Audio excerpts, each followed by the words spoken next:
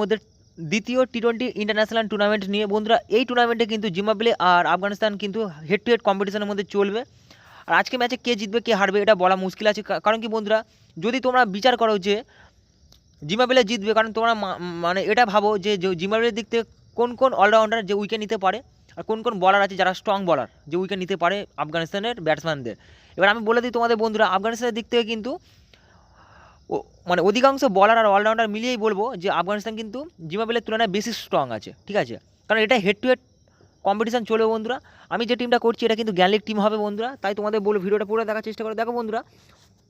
এখানে গ্যানলিক টিম মানে ড্রিম11 গ্যানলিক জিততে গেলে বিশেষ করে আমাদের কিন্তু উইকেট কিপার সেকশন থেকে রাহমাতুল্লাহ গুরবাজকে কিন্তু টিমে নিতে হবে, কারণ কি ব্যাটিংয়ে যদি পয়েন্ট আমাদের না দেয় তাহলে কিন্তু উইকেট কিপার সেকশন থেকে পয়েন্ট আমাদের দিতে পারে। যদি একবার টিকে যায় এই ব্যাটসম্যান কিন্তু ডেঞ্জারাস ব্যাটসম্যান, কোনো মতে ড্রপ আউট করা যাবে না। আমি তো টিমে রাখবো, তোমাদের উপর ডিপেন্ড, তোমরা টিমে নিতে পারো বা না নিতেও পারো। তোমরা চাইলে আমার মতো টিম বানাতে পারো বা চেঞ্জ করতে পারো, তোমাদের উপর নির্ভর। আমি তোমাদেরকে জোর করে বলবো না একে নিতে হবে ওকে নিতে হবে। বন্ধুরা বলে দিই তোমাদেরকে, গ্যালিক জিততে গেলে আমাদের দ্বিতীয় টিমের ক্ষেত্রে বিশেষ করে যেমন আমি হচ্ছে আফগানিস্তান থেকে নিলাম রাহমাতুল্লাহ গুরবাজ আর জিম্বাবুয়ে থেকে নেবো টি মুরমানিকে। টি মুরমানি কিন্তু লেফট হ্যান্ডেড ব্যাটসম্যান বন্ধুরা, আর এ কিন্তু একবার টিকে গেলে কিন্তু পয়েন্ট আমাদের দেবে আর উইকেট কিপার সেকশন থেকে আমাদের কিন্তু পয়েন্ট দেবে। দুই ব্যাটসম্যানই কিন্তু আমাদের ইম্পর্টেন্ট হয়ে গেল। এবার বাকি আছে নটা প্লেয়ার কিন্তু এবার আমাদের কিন্তু অ্যানালাইসিস করে নিতে হবে বন্ধুরা। এবার ব্যাটিংয়ে চলে আসবো। ব্যাটিংয়ে আসার পর বন্ধুরা তোমাদের বলে দিই, হাজমাতুল্লাহ হাজি ইম্পর্টেন্ট ব্যাটসম্যান হতে পারে বা না হতেও পারে, ফ্লপ খেলার চান্সও আছে, কারণ কি বন্ধুরা লেফট হ্যান্ড ব্যাটসম্যান যখন তখন আউট হতে পারে। ওপেনার ব্যাটসম্যান বি ব্যানেটকে বন্ধুরা চোখ বন্ধ করে টিমে নেবো, কারণ কি বন্ধুরা এই ব্যাটসম্যান আবার অলরাউন্ডার বলা যেতে পারে, কারণ কি জিম্বাবুয়ের দিক থেকে কিন্তু বন্ধুরা বি ব্যানেট কিন্তু বল করছে, কি বল করে, অফ ব্রেক গুগলি বল করে বন্ধুরা। অফ ব্রেক বলে কিন্তু উইকেট নিতে পারে, আর আমি তোমাদের বলে দিচ্ছি ইম্পর্টেন্ট টার্ম কার্ড বলা যেতেই পারে। তা আমি নেবো বন্ধুরা এস আটেলকে, তোমরা কিন্তু টিমে নিতে পারো বা না নিতেও পারো, আমি তো টিমে নেবো, কারণ কি বন্ধুরা লেফট হ্যান্ডেড ব্যাটসম্যান, আর এই ব্যাটসম্যান কিন্তু একবার টিকে গেলে কিন্তু মানে অবস্থা খারাপ আছে বিশেষ করে জিম্বাবুয়ের। আমি তোমাদের বলে দিই বন্ধুরা, এই যে এস আটেল এই ব্যাটসম্যান কিন্তু রেকর্ড ভালো আছে, রিসেন্ট ফর্ম তোমরা যদি চেক করো দেখবে যে রেকর্ড ভালো আছে। প্রথম ম্যাচ খারাপ খেলেছে কিন্তু তা বলে এই না যে দ্বিতীয় ম্যাচ খারাপ খেলবে বন্ধুরা। তোমাদের বলে দিই ব্যাটিং থেকে আমি দুই ব্যাটসম্যান নিলাম। এবার আমি অলরাউন্ডার সেকশনে চলে আসবো, ডাইরেক্ট বলে দিচ্ছি এখানে হচ্ছে সিকান্দার রিজাকে কোনো মতে বাদ দিলে হবে না, কারণ কি 4 ওভার বল করবে, কি বল করবে, অফ ব্রেক গুগলি বল করে বন্ধুরা। ব্যাটসম্যানের দিক থেকেও ইম্পর্টেন্ট হবে, আবার বলিংয়ের দিক থেকে আমাদের কিন্তু পয়েন্ট দেবে, ড্রিম11 গ্যানলিক জিতাতে সাহায্য করবে বন্ধুরা। এবার এখানে টার্ম কার্ড বলা যেতেই পারে মোহাম্মদ নবীকে বন্ধুরা। তোমাদের বলে দিই এই নবী হচ্ছে কি বল করবে, অফ ব্রেক গুগলি বল করে, আর এই বলার কিন্তু ইম্পর্টেন্ট বলার হবে আফগানিস্তানের দিক থেকে। রাশিদ খান কি বল করে, রাশিদ খান বল করে বিশেষ করে লেগ ব্রেক গুগলি, ঠিক আছে। এই বলারটাকেও টিম থেকে ড্রপ আউট করলে হবে না, 94% মানুষ নিয়েছে, আমাদের টিমও আমি রাখবো। তোমাদের বলে দিই বন্ধুরা, তাহলে আমাদের মানে সাধারণ মানুষ যারা যাদেরকে নিয়েছে সেই কটাকে আমরা নিলাম। এবার রিক্সি প্লেয়ার আমাদেরকে নিতে হবে বন্ধুরা।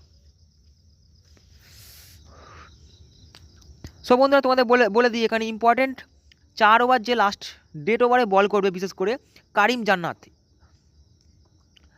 তোমার টিমে নেবে, কারণ কি বন্ধুরা কারিম জান্নাত কিন্তু ইম্পর্টেন্ট বলার, লাস্টে 4 ওভার বল করবে আর অলরাউন্ডার সেকশনে আমাদের পয়েন্টও দেবে, জিতাতে সাহায্য করবে বন্ধুরা। তাই তোমাদেরকে বলবে নেবে রিয়ান বালকে তোমরা নেবে, কারণ কি বন্ধুরা অফ ব্রেক গুগলি বল করে, আর এই বলারটা কিন্তু উইকেট নেবে, ঠিক আছে।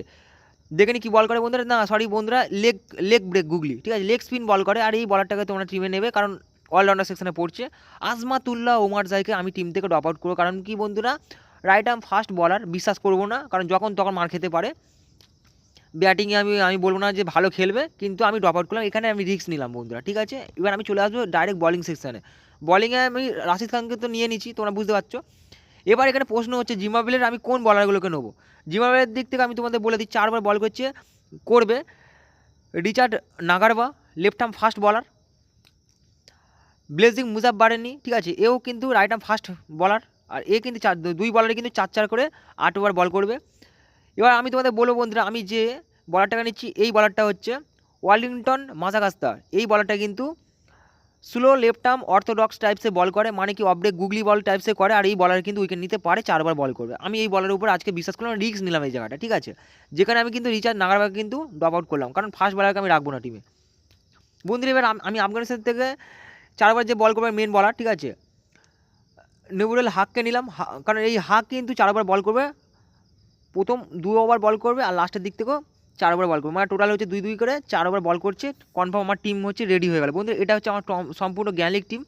আর এখানে ক্যাপ্টেন আমি করবো হচ্ছে দেখে নাও, এখানে ক্যাপ্টেন হবে ডাইরেক্ট মোহাম্মদ নবীকে ডাইরেক্ট ক্যাপ্টেন হবে এখানে বন্ধুরা, কোনো নেই, ঠিক আছে। আর ভাইস ক্যাপ্টেন হবে কারিম জান্নাতকে আমি ভাইস ক্যাপ্টেন করবো বন্ধুরা। আমার টিম হচ্ছে সম্পূর্ণ এই হচ্ছে আমার টিম। এবার এটার মধ্যে কিন্তু চেঞ্জ করা যেতে পারে একটু আধরা, ঠিক আছে। কারণ যদি আমি মোহাম্মদ নবীকে ক্যাপ্টেন করলাম এখানে, ভাইস ক্যাপ্টেন কারিম জান্নাত, অন্য টিমে কী করবো, মোহাম্মদ নবী সেম ক্যাপ্টেন থাকবে, ভাইস ক্যাপ্টেন চেঞ্জ হবে, কাকে করবো, রাহমাদুল্লাহ গুরবাজকে করা যেতেই পারে। কারণ গুরবাজ ওপেনার ব্যাটসম্যান, আবার উইকেট কিপার সেকশন থেকে আমাদের কিন্তু পয়েন্ট দেবে। কারণ এখানে বলার যদি উইকেট নেয় এখানে 25 পয়েন্ট আমাদের ডিম ইলেভেনে ডাইরেক্ট আসছে, ঠিক আছে। তাই আমাদের জ্ঞান লিগ দিতে সাহায্য করবে। আর অন্য দিক থেকে যদি ব্যালেন্স করে টিম করা যায় বন্ধুরা, তাহলে সেভ করতে গেলে আমাদের যদি সেভ তোমরা খেলতে চাইছো, তাহলে তোমাদেরকে কী করা উচিত, চুপচাপ সিকান্দার রেজাকে ভাইস ক্যাপ্টেন করে দেওয়া উচিত, ক্যাপ্টেন বলতে গুরবাজকে করে দেওয়া যেতেই পারে, কোনো অসুবিধা নেই। আর যদি আরও রিস্ক করা যায় তাহলে বলিং সেকশন থেকে ক্যাপ্টেন ভার্সন করে দেওয়া উচিত। এইভাবেই কিন্তু জ্ঞান লিগ যেতে যায় বন্ধুরা, রিস্ক না নিলে জ্ঞান লিগ যেতে সহজ নয়, ঠিক আছে। সো বন্ধুরা, আজকে আমি যে ভিডিওটা করলাম এটা সম্পূর্ণ আমি তোমাদেরকে দেখালাম যে আমি একটা মানে যে টিমটা করলাম এটা কিন্তু একটা স্ট্রং টিম বানালাম, ঠিক আছে। আর এই টিমটা যেটা করলাম আমার তো এখানে বলে দিই বন্ধুরা, 100%-এর মধ্যে 80% কিন্তু আমার এখানে প্লেয়ার কিন্তু কাজ করবে, ঠিক আছে। এটা কিন্তু আমি অ্যানালাইসিস করে টিমটা বানালাম বন্ধুরা, এটা জ্ঞান লিগ টিম। কোনো প্রশ্ন থাকলে কমেন্ট বক্সে কমেন্ট করে জানাবে। আর তোমাদের বলে তোমরা অবশ্যই আমাদের এই চ্যানেলটিকে সাবস্ক্রাইব করে রাখো, কোনো ভিডিও চলে সেই নোটিফিকেশন তোমরা পাবে। ফের নেক্সট ভিডিও দেখা হচ্ছে। Thanks for watching this video.